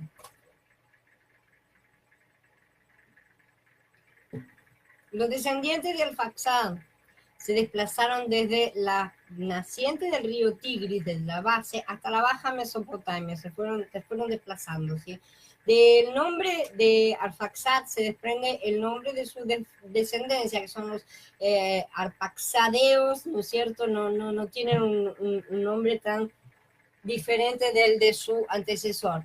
Y fundaron la ciudad de Akkad, ¿sí? Que es un nombre apocopado de Arfaxad, Akkad, ¿no es cierto? Lo terminaron acortando. De esta manera surgieron los acadios, que son un pueblo que conocemos bastante a través también de Entonces, me perdí de nuevo. A ver dónde estamos. En los acadios, es cierto. En los acadios y los sumerios entraron en pugna entre ellos a pelearse por el control del paso del Golfo. Como decimos, los pasos, los lugares de intercambio comercial, todas esas cosas son siempre lugares donde se generan muchas luchas por el control de esos lugares que son estratégicos, ¿sí? Porque esa era una trayectoria, o sea, todos los pueblos nómades tenían que pasar por ahí. El que tiene el control de eso puede cobrar peaje, puede ganar en transacciones, o sea, es sumamente importante para tener poder, tener la posesión de esos lugares. Entonces, este lugar por el cual estaban peleando unía las partes de Asia y de África en el paso, ¿no es cierto? Entonces era sumamente importante tener el control. Bajo el mando de Sargón I, el viejo, que es el que está menos de un siglo después del diluvio, le suceden estas cosas, los acadios terminaron venciendo y sometiendo a los sumerios desde Nippur, la ciudad de Nippur, que está en la Mesopotamia septentrional, hasta Lagash, ¿sí? Ubicado en la margen sudoccidental de la confluencia de los dos ríos, del Tigris y del Éufrates. Este rey Acadio Sargón fue el fundador del imperio del imperio acadio, ¿sí? Que nace enseguida después del diluvio comienza este imperio, que no fue un imperio en el sentido en que lo fueron los demás, pero fue ya uno de los primeros imperios. Todavía los reyes eran nómades, se habla de los reyes que habitan en tiendas, o sea, no estamos hablando de imperios como pueden haber sido después Babilonia misma, Asiria misma, que construyeron y levantaron grandes edificaciones. Estos eran imperios en cuanto a un poderío que tenían asolando otra zona, más que nada. Después del sometimiento se produjo entonces una fusión, eso sucede siempre entre los pueblos sumerio y acadio, que estaban movilizados, terminaron uniéndose por un interés común que siempre moviliza a los seres humanos, que sea el comercio, ¿sí? Entonces terminaron asociándose. Los acadios fueron los creadores de los primeros diccionarios. Este es un punto importante porque fueron los primeros en hacer traducciones de idiomas a idiomas. Sabemos que ya estaba todo el lío de las lenguas, obviamente. Ya hemos pasado de ese tiempo. Eran politeístas y adoraban entre sus deidades a la diosa Ishtar, ¿sí? A la cual estaba consagrado el acto sexual. Era un culto sexual el que tenían. Los dos pueblos intercambiaron conocimientos y se dedicaron a caldear el hierro, sobre todas las cosas, para forjar herramientas de trabajo y armas de guerra. Por eso fueron conocidos en la antigüedad con el nombre de caldereros o caldeos. ¿Sí? Ellos son los caldeos. Ellos habitaban Ur de Caldea, la tierra de los caldeos, que ustedes saben que está allí en la parte baja, casi en la confluencia entre el Tigris y el Éufrates. Dice Flavio Josefo que Arfaxad dio nombre a los arfaxadeos, que ahora son los caldeos. Está confirmado también por los datos históricos y los documentos. Entonces, de los puestos se desprende que los semitas acadios o descendientes de Arfaxad no permanecieron puros tampoco en Medio Oriente, sino que se fusionaron con los semitas, los elamitas y los sumerios. Hubo una gran fusión ahí en Medio Oriente. Dieron como resultado precioso, lindo. Dieron como resultado una mezcla de pueblos hermanos que se unieron por la profesión de los caldeos, que son justamente herreros, ¿sí? Patriarca Abraham era caldeo, porque salió de la ciudad de Ur, nació allá, entonces esa era su nacionalidad, digamos. Ahora vamos a hablar de un hijo que es hijo de Arfaxad. Solamente voy a mencionar algunos, o sea, todos siguieron teniendo descendencia y los vamos a ir viendo en su momento, pero ya cada uno en su momento y nada más. Arcadia, no sé a qué te referís con Arcadia. La arqueología se han encontrado documentos, objetos en estos pueblos, sí, está todo documentado. Y de la Atlántica no digo nada porque en este momento estamos hablando acerca de civilizaciones postdiluvianas. Entonces, esa es la parte que nos interesa hoy. Del resto, además, sobre todo de la parte de la Atlántica ya he hablado en otros posts y es una cosa entre comillas, mito. No hay nada que lo compruebe, excepto relatos de personas, nada más. No hay ningún tipo de artefacto documentado, no hay ningún tipo de arqueología ni nada por el estilo. De manera que de Atlántida no vamos a hablar ahora porque tampoco resulta ser descendiente de ninguno de los 3 hijos de Noah, que es lo que estamos viendo. Entonces, vamos a hablar ahora sí de Cainán, que es uno de los hijos de Arfaxad. Cainán aparece como hijo de Arfaxad y padre de Shelah en algunas fuentes antiguas. Este es un tema controvertido. El nombre Cainán aparece en las listas genealógicas de copias, de alguna copia de la Septuaginta griega, como el manuscrito alejandrino, por ejemplo, pero no está en los manuscritos hebreos existentes en las escrituras hebreas. Ya pasa. El nombre Cainán también falta en Lucas 3:36 en 2 manuscritos. No está en todos los libros de Lucas, como se dice, porque lo que sucede es que no está en las genealogías del Antiguo Testamento y sí aparece en Lucas, pero no aparece en todos. Precioso. Pero no aparecen todos. Entonces la cuestión era, ¿existe o no existe un intermedio, un hijo de Arfaxad, que es el padre de Shelah, y no que directamente Arfaxad sea el padre de Shelah, como está mencionado en el Antiguo Testamento? Es una de esas contradicciones, discúlpenme, que aparecen algunas veces en las escrituras. Contradicciones que son, ellos lo llaman contradicciones, y ahora vamos a ver de lo que se trata. En el jubileo 29, en el primer septenario, a su comienzo, tomó Arfaxad por esposa a una mujer llamada Rasuaya, hija de Susán, hija de Elam, y le parió un hijo en el tercer año de este septenario, al que puso por nombre Cainán. El niño creció, su padre le enseñó la escritura y fue a buscarse lugar donde hacerse una ciudad. Halló antiguas escrituras grabadas en la roca, cuyo contenido leyó y tradujo, y con ellas se extravió porque allí estaban las enseñanzas de los custodios, o sea, los vigilantes, en las que explicaban la adivinación por el sol, la luna y las estrellas de todas las constelaciones del cielo. Y lo escribió, pero no habló de ello, pues temió mencionarlo a Noé, no se enojara con él por este motivo. En el jubileo 30, en el segundo septenario de su primer año, tomó una mujer llamada Melca, hija de Madai, hijo de Jefet, quien en el cuarto año le parió un hijo al que llamó Shelah. Entonces acá él es colocado como padre de Shelah. Pues se dijo, ciertamente he sido enviado. Creció Shelah y tomó por esposa a una mujer de nombre Muac, hija de Kesed, hermano de su padre, en el jubileo 31, quinto centenario, primer año. Le parió un hijo en el quinto año y le puso por nombre Eber, el cual tomó una mujer de nombre Asura, hija de Nimrod, en el jubileo 32, en el séptimo septenario, en su año tercero.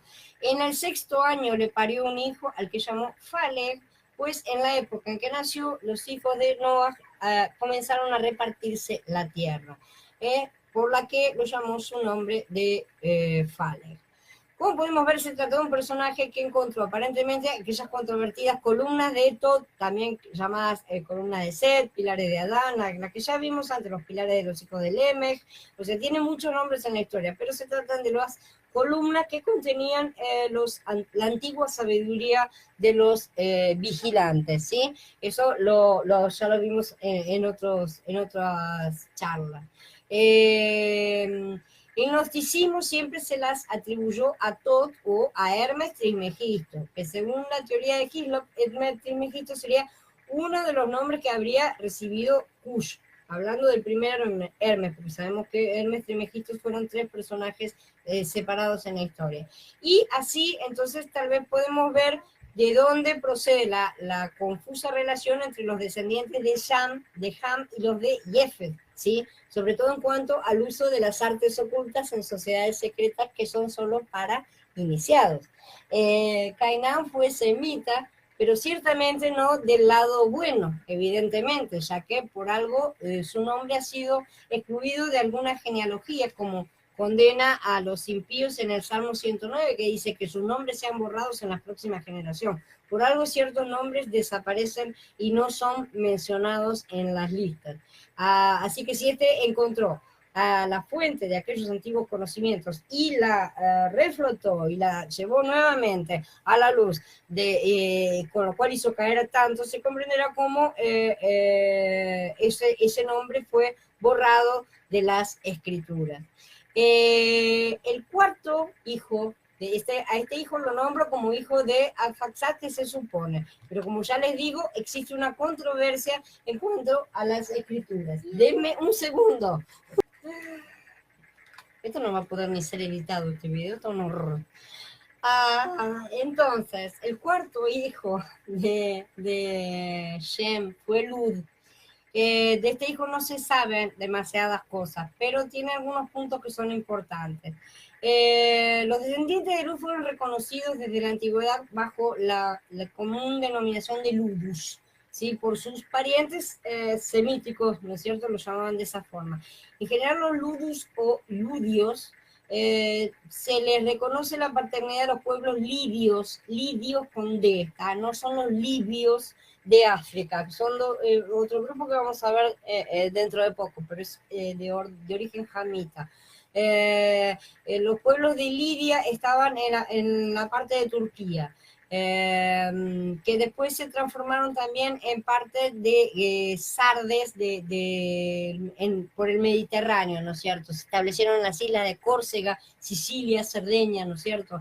Terminaron siendo absorbidos por los turcos, aparentemente, porque no desaparecieron por completo y no se los menciona más como nación para nada. Los lidios de la antigua Lidia fueron los primeros que acuñaron una moneda metálica que sirvió de modelo para todas las demás monedas que se fueron acuñando en las otras civilizaciones, porque todos querían tener lo mismo exactamente, ¿no es cierto?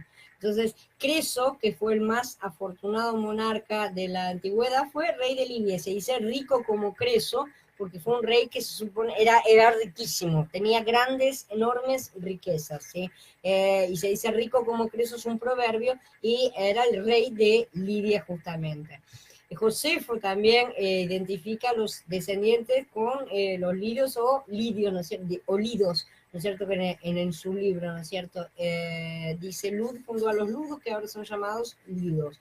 Y a Lud le salió el quinto lote, el monte de Ashur, y todo lo suyo hasta acercarse al océano y aproximarse al oriente de su hermano Ashur. A Javán le tocó el cuarto lote, todas las islas que hay en la parte hacia la parte de Lud. En todo caso, la porción de Lud parece referirse a la totalidad de la península de Anatolia, que es al oeste de Mesopotamia. Llega de Italia. Llega de Italia. Para confundir un poco las cosas, los reyes lidios, que son llamados Heráclidas, por el nombre de Heracles, Hércules, reclamaron descendencia de Ninus, el hijo de Bel, ¿sí? Esto está en un libro de Heródoto, lo cual sugiere un origen babilónico, ¿no es cierto? Es una mezcla porque sería un origen jamita. Por supuesto, descendientes de Heracles, que sabemos que fue un gigante y es una de las tantas máscaras de Nimrod que vamos a ver en breve también. Pero muchos reclamaron realmente tener relación con los gigantes originales.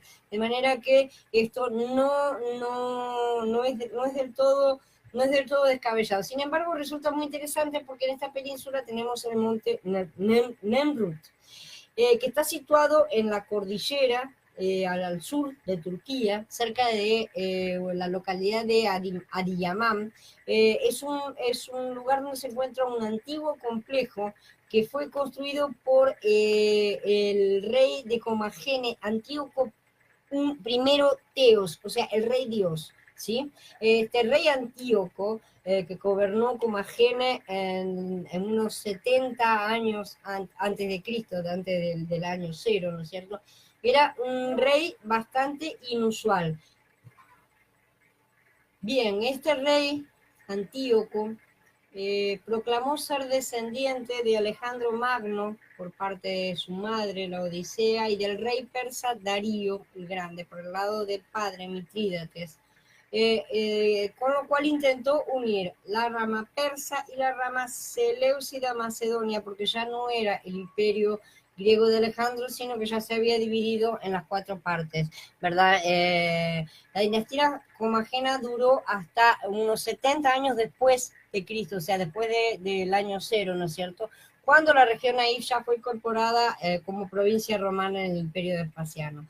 Pero lo que es muy relevante en cuanto a esto, y por eso lo voy a mencionar acá, es que era su gran orgullo, su gran ego, y que él afirmó tener una relación especial con los dioses e instituyó un culto real religioso con la clara intención de ser adorado como un dios después de su muerte. En un caso bastante extraño a lo largo de la historia. Él escribió su propio culto antes de morir. O sea, todos los dioses antiguos, muchos que fueron hombres endiosados, fueron endiosados después de su muerte, o tal vez en parte de su vida, pero no completamente. Este hombre escribió todo el libreto, montó el teatro, montó su templo, o sea, él preparó todo para después de morir subir a los cielos. Esa era la idea que tenía. El rey Antíoco practicaba la astrología de una clase muy esotérica, realmente, o sea, lo que nos hace pensar que sabía perfectamente de lo que estaba hablando y era un gran iniciado, ¿no es cierto? Sentó entonces las bases para una reforma del calendario también, vinculado al año Comagene, ¿no es cierto?, que inventó, que hasta entonces había estado utilizando los movimientos del Sol y de la Luna, ¿verdad? Y lo vinculó con la estrella de Sirio y la estrella de Orión. Esto sugeriría que era bastante conocedor de todo este tipo de cosas. También es interesante saber que esta península es el lugar donde se encontraban originalmente, para que sepamos el dato también, las 7 iglesias que aparecen en Gilgalud. Es acá donde van a ser localizadas y de acá es de donde salen las cosas. ¿Tiene algo que ver? Sí, tiene mucho que ver. Son respuestas de Yahweh a las cosas de los hombres. Cuando los hombres hacen desafíos, por así decir, son respondidos mostrando qué es lo que surge de sus ideas en realidad.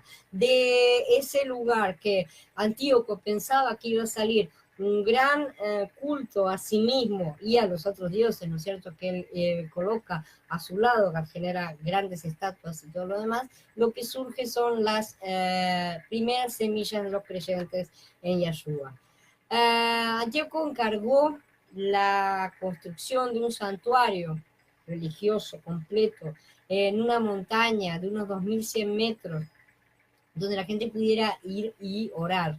Antíoco quería que el santuario estuviera en un lugar lo suficientemente elevado para estar cerca de los dioses y para que todo el reino pudiera verlo y recordarlo. Por lo tanto, como la montaña no tenía no terminaba en una forma adecuada, la punta de la montaña, que es donde están las representaciones de los dioses y de él mismo, que son todos sentados acá adelante, la parte de atrás, termina en la punta de la montaña, una pirámide, fue completada por sus hombres, ¿no es cierto?, con piedras. Es toda una punta hecha de piedras, de cascotes bastante grandes, se ven en las fotos, porque esa punta no existía y él quería que llegara más arriba todavía, ¿no es cierto? Tenía que estar superior a la parte donde ellos estaban, para tocar el cielo, ¿no es cierto? Como todas las ideas que ellos tienen de llegar al cielo.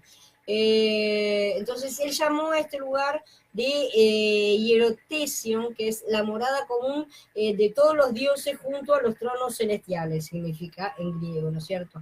Es muy probable que sus huesos descansen ahí también, que estén conservados en una cámara que está tallada, cubierta por un túmulo, que no ha sido tocada.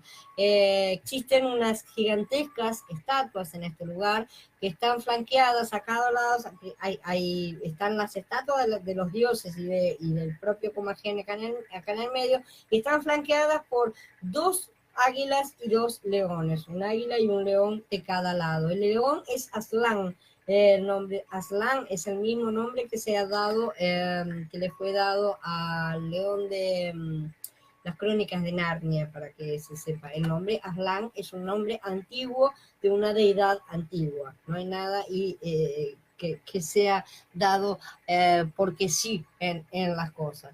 Representa el poder divino y eterno, ¿sí? En la inscripción se refiere a la cumbre como un lugar de descanso para donde Antíoco mismo sería el rey Dios y sería enterrado, o sea, una contradicción, ¿no es cierto? Un Dios que tiene que ser muerto y enterrado, pero bueno, ellos lo entienden de esa manera. Sería enterrado, su alma se uniría a las de las otras deidades en el reino celestial. Por eso tiene también muchas representaciones, hay muchas que después las pueden ver en el post, pueden ver todas las imágenes en las cuales son relieves, en los cuales él se está dando la mano con Hércules, por ejemplo, con Apolo, con los otros dioses, como llegando a un acuerdo, ¿no es cierto? Como que hicieron un acuerdo entre los dioses y el propio Antíoco, ¿no es cierto?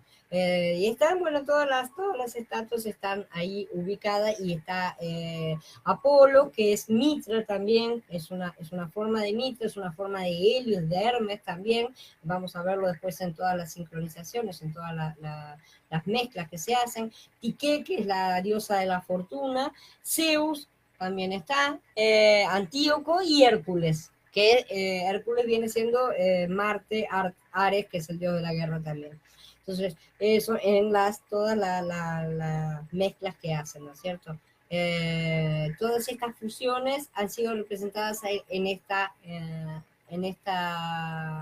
templo que construyó este dios y que queda bastante fuera de lugar, digamos, en todas las cosas, pero es importante que lo mencionemos porque aquí fue realizado realmente un pacto. Ellos realizaron un pacto. Y eso es importante recordarlo. Por último, tenemos el quinto hijo de Shem, que fue Aram.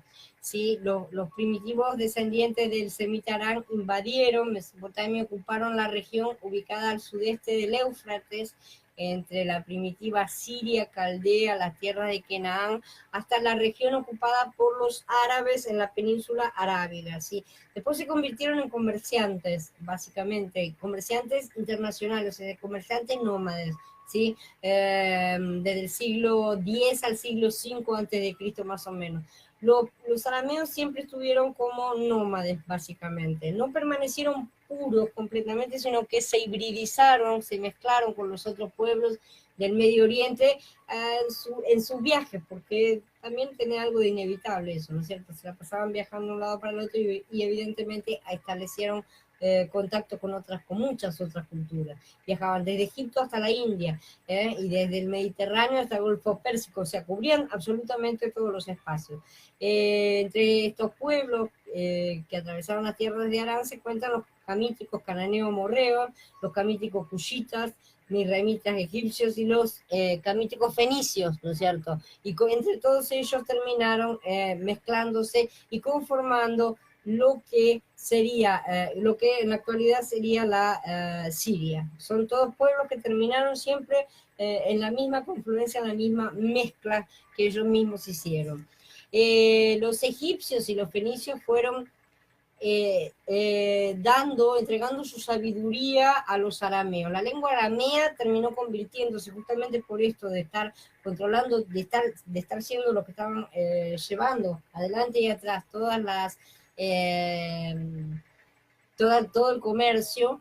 La lengua aramea se convirtió en el lenguaje internacional, ¿sí? En el lenguaje que hablaban todas las naciones. Además de hablar su propio lenguaje, hablaban el arameo. Por eso gran parte de la Biblia está escrita en aramaico, que era el lenguaje común, que todo el mundo sabía y manejaba.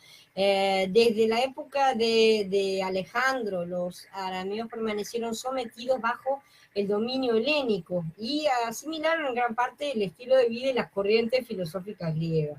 Hay referencias a una campaña contra el Aram, con H, ya en el 2300 a.C., en las inscripciones de Naram-Sin. Sus descendientes establecieron la ciudad de Aram, justamente. una serie de lugares nombrados como Aram, como Sinach, pueden llegar a ser encontrados, incluyendo un lugar en Damasco y otro en Aram Naharaim, o Aram de los dos ríos, ¿no? Situado entre los ríos Tigris y Éufrates, justamente.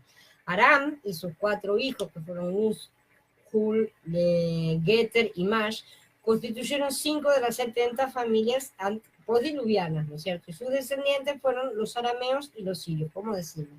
El nombre Aram se usa en un sentido geográfico para referirse a las regiones en las que se concentraron estos descendientes, porque, no, como estamos diciendo, fueron nómades básicamente, entonces no hubo una nación de Aram, pero se concentraron a veces en ciertas regiones. Aram, cuando va solo, se aplica básicamente a Siria en las escrituras, Siria. Y así es como se lo traducen normalmente. Por ejemplo, en Jueces, en el capítulo 10, dice: los israelitas volvieron a hacer lo que era ofensivo para Yahweh, sirvieron a los Baalín y a los Astarot, y a las deidades de Aram, las deidades de Sidón, las deidades de Moab, las deidades de los amonitas y las deidades de los filistíes. Abandonaron a Yahweh y no le sirvieron. Entonces, acá cuando dice las deidades de Aram, se está refiriendo a Siria, Damasco. David instaló puestos militares en Aram de Damasco, y los aramitas vinieron a ser vasallos tributarios de David. Yahweh le daba la victoria a David por doquiera que iba, en Samuel Bet capítulo 8. Luego Jacob tuvo que huir a la tierra de Aram. Lo conocemos todos. Ahí Israel sirvió por una esposa tuvo que cuidar ovejas. Dice Osea en el capítulo 12. Aram Naharaim, que mencionamos antes, Naharaim, todas las palabras terminadas en Aim son duales en las escrituras, en hebreo, entonces significa 2 ríos, ¿sí? Por lo general se traduce como Mesopotamia. Mesopotamia quiere decir entre ríos, ¿sí? Y según se cree, bueno, significaba exactamente esto, la tierra que estaba entre los 2 ríos, que eran el Tigris y el Éufrates. Se cree que estaba ahí ubicada, porque es la palabra que más se ha utilizado en todas las civilizaciones para describir esa zona. Esteban dice que Abraham vivía en Mesopotamia cuando aún estaba en Ur de los Caldeos, y dice tierra de los 2 ríos. Y muchos años después de salir de Ur, al enviar a su siervo a buscar una esposa para Isaac, Abraham le dijo que fuera a la ciudad de Nacor en Mesopotamia, en hebreo Aram Naharaim. Padam Aram se utiliza en particular para la zona que rodea a la ciudad de Aram. Padam quiere decir valle de Aram sería. Entonces es la parte septentrional de Mesopotamia, sabemos que es donde habitaron los patriarcas. Los arameos descendientes semitas, entonces, de Aram, se encontraban en todas estas zonas. Ellos eran nómades. Además, el nombre de Uz, uno de los 4 hijos de Aram, se aplica a la región del desierto de Arabia, que está al este de la tierra prometida y que colinda con las fronteras de Edom, que aparece en el libro de Job, ¿sí? Y tú entonces recitarás lo siguiente delante de Yahweh tu Elohim: mi padre fue un aramita errante que emigró a Mizraim con escasas personas y se quedó allá. Pero allí llegó a ser una nación muy grande y numerosa. Devarim, capítulo 26. Aquí se llama a Jacob el sirio, literalmente arameo, ¿sí? Se lo traduce como el sirio, pero lo que dice literalmente en las escrituras es el arameo. Sin duda debido a los 20 años que pasó sirviendo a su suegro Labán, que también era arameo, y estaban allá en Padán Aram, ¿verdad? De la misma manera, Rebeca, la madre de Jacob, también era aramea, obviamente, porque era hermana de Labán, al igual que sus esposas, Lea y Rachel. Eran arameas, todos ellos eran arameos. Entonces, los israelitas realmente estaban estrechamente emparentados con los arameos. Es uno de los 3 idiomas en los que se escribió la Biblia. No lo olvidemos, el término hebreo aramí se emplea 5 veces en el texto bíblico y se traduce como lenguaje siríaco, se traduce muchas veces, o lenguaje arameo, que sería lo correcto, porque era el lenguaje antiguo. En Esdras, en Jeremías y en Daniel también se encuentran ejemplos del arameo bíblico que antes era llamado caldeo. Entonces encontramos muchas palabras que están mezcladas. La Biblia, a lo largo de toda su redacción, se va viendo, sobre todo cuando los estudiosos, los que saben realmente hablar el idioma y todo lo demás, se nota bastante claramente la utilización de términos en determinadas épocas. A partir de una época se deja de utilizar un término para una cosa y se empieza a utilizar uno nuevo. ¿Por qué? Porque se han cambiado de lugar, porque hay una influencia de alguna otra sociedad, de alguna otra nación que está influyendo y está modificando las cosas. En el libro de Daniel es clarísimo la cantidad de términos caldeos que se utilizan, lo mismo en los libros de Nehemías y de Esdras. Es increíble la cantidad de terminología que proviene del caldeo, son variaciones.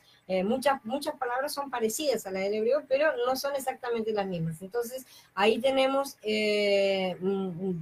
también una forma en la cual podemos ver la historia a través de las escrituras, pero ahora a través de la parte de la gramática y la redacción. Bueno, el gordo se durmió finalmente y yo he terminado. Perdonen las numerosas interrupciones, pero realmente estaba cansado, se quería dormir. Listo, ahora me quedo esperando cualquier pregunta que tengan para hacerme con respecto al tema, quedo a disposición. Como ya les he dicho, todo esto no es para que se lo aprendan de memoria, sino para que empecemos a tener un pantallazo general de las cosas, que después vamos a volver a ver y volver a ver, y les voy a decir, ¿se acuerdan que hablamos de aquello? ¿Se acuerdan? Y así vamos a ir fijando cada vez más todas las cosas. Entonces, bueno, lo que va a ser la edición de este video, yo no sé si lo consigo editar realmente, o tiene 500.000 cosas, pero calculo que lo voy a tener que hacer sobre todo para la gente, para ponerlo en el YouTube, y acá lo dejo como está. Bueno, ¿tienen alguna pregunta? ¿Alguna cosa? La verdad que bastante material ha sido de hoy. Gracias a ustedes por estar siempre presentes. En los próximos vamos a ver los otros dos linajes, que son el de Yefet y el de Ham, que también son sumamente importantes. Como podemos ver ya desde el vamos, la mitad de las malas civilizaciones han sido semitas. Han sido descendientes de Shem. Y siempre se habla, sobre todo hay algunos sectaristas que hablan de los hijos de Shem contra los hijos de Ham, como si los hijos de Ham, sobre todo en cuanto a raza negra, es una secta racista de la que estoy hablando, como que los hijos de Ham son todos asesinos y malos, y los hijos de Shem crearon a Siria, crearon Babilonia, o sea, crearon todas las naciones, los amorreos, todos crearon todas estas naciones que estuvieron siempre en contra y atacando a los israelitas, de manera que los hijos de Shem no eran tan santos tampoco. Hubo mezclas y hubo de todo en todas partes. Entonces, el arameo es un idioma tan antiguo más que el hebreo. No, el más antiguo de todos los idiomas es el hebreo, sí o sí. El hebreo es el idioma que después vamos a tocar la Torre de Babel y todo. Lo dejé porque vamos a hablar acerca de Nimrod y tiene que ver todo con esas cosas, ¿no es cierto? Pero además,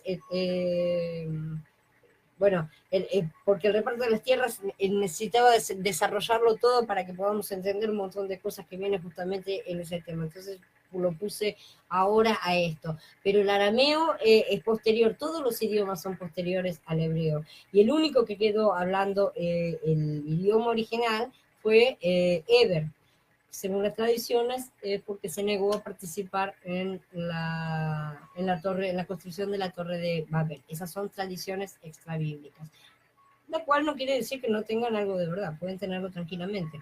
La cosa es que el más antiguo idioma es el hebreo, y olvídense de que sea el hebreo que conocemos hoy en la actualidad. Este hebreo que conocemos no es el hebreo bíblico, ni siquiera es el hebreo bíblico de ninguna de las diferentes etapas en las que ha sido escrita la Biblia, porque como les he dicho, hay diferentes etapas de desarrollo del idioma. Los idiomas se desarrollan también, se corrompen y se modifican, por así decir. El hebreo antiguo, el hebreo que se hablaba originalmente antes del diluvio, antes de la caída de la torre, y que viene del jardín del Edén y todo lo demás, ese hebreo se ha perdido realmente, pero se ha perdido por mezcla.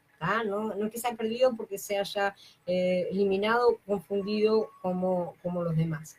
Me dicen, ¿podría repetir de quién fue hijo Arán? De Shem. Estoy hablando de todos estos personajes que mencioné, son todos hijos de Shem. Son los 5 hijos que tuvo Shem. La genealogía más importante, o sea, de todos de Shem, Ham y Jefet van a salir las 70 naciones. No las voy a mencionar a todas, no se espanten. No las voy a mencionar a todas porque hay muchas que son pequeñas, que son mencionadas solo por encima y que las vamos a ver en su momento cuando las encontremos. Y vamos a decir, este venía de allá, este venía de allá. Pero de muchas de ellas no se sabe más que el nombre como está mencionado porque desaparecieron por completo. No son tan importantes, por eso no las traigo a todas acá para que no nos terminemos de marear porque realmente esto da dolor de cabeza. Sí, Alexander, este tema es muy extenso, realmente es extenso para caramba, y en realidad también es mucho más de lo que yo estoy dando acá. Etiopía, muchos descendientes de Sem, no, son todos jamitas. Etiopía es Cush, y son todos jamitas, ¿no? de la línea de Cam, ¿sí? Ese lo vamos a ver en tercer lugar. La próxima vez vamos a ver a Jefet. Dice Gaby, mi problema principal es el tiempo en el cual se desarrollan los linajes. Yo estoy haciendo una línea de tiempo simple para bestias como nosotros que no sabemos nada, solamente estoy poniendo grosso modo, y porque ya les digo, tampoco hay consenso con todas las fechas, estoy poniendo más o menos para que todos podamos tener una idea de, bueno, el imperio babilónico estuvo acá, mira vos, este otro imperio estaba acá, estaban en una parte, se superpusieron. Bueno, es interesante saber eso porque a veces que los tenemos como separados en nuestra cabeza y tuvieron interrelaciones que las vamos a encontrar en las escrituras. Si no las vemos, no vamos a entender un montón de cosas. Próxima charla, Fabio, va a ser el martes. No, el domingo, perdón. Estoy mareada ya. El domingo vamos a hablar acerca de Jefet, ¿sí? Gracias a ustedes por su presencia. Me alegra, como ya le digo, bueno, este tema en sí no tiene muchas, para muchas dudas en sí, sino más que nada vayamos acumulando, guardando esta información en un cajoncito para más adelante, porque la vamos a volver a sacar y la vamos a volver a usar numerosas veces. Las escrituras se refieren todo el tiempo a todas las civilizaciones. Entonces, si nadie más tiene preguntas, voy a dar por encerrada la charla. Les pido nuevamente disculpas por el monstruo que ahora está desmayado, dormido. Estaba cansado, pobrecito. Axel, cuando Nicolás aparece, Axel desaparece. Pero me quedo con Axel, que por lo menos es más calladita que Nicolás. Nicolás estaba con sueño, disculpen por lo que el gordo estuvo molestando. Después podía poner, la bibliografía del tema va a salir ahora toda en el post. Está toda colocada la bibliografía. Así que la encontrás al final. Más tarde yo saco siempre, tengo que editar ahora este video, que me va a llevar bastante tiempo de edición. Cuando termine de editar el video, yo subo todos los links juntos y ahí vas a encontrar en el post escrito y en el PDF van a aparecer las fuentes. En los videos y en todo eso no las voy a colocar porque no tiene sentido. Entonces, hermanos, gracias a todos. Sí, nos vemos entonces el domingo. Shalom, hermanos, para todos. Y Yahweh nos siga bendiciendo.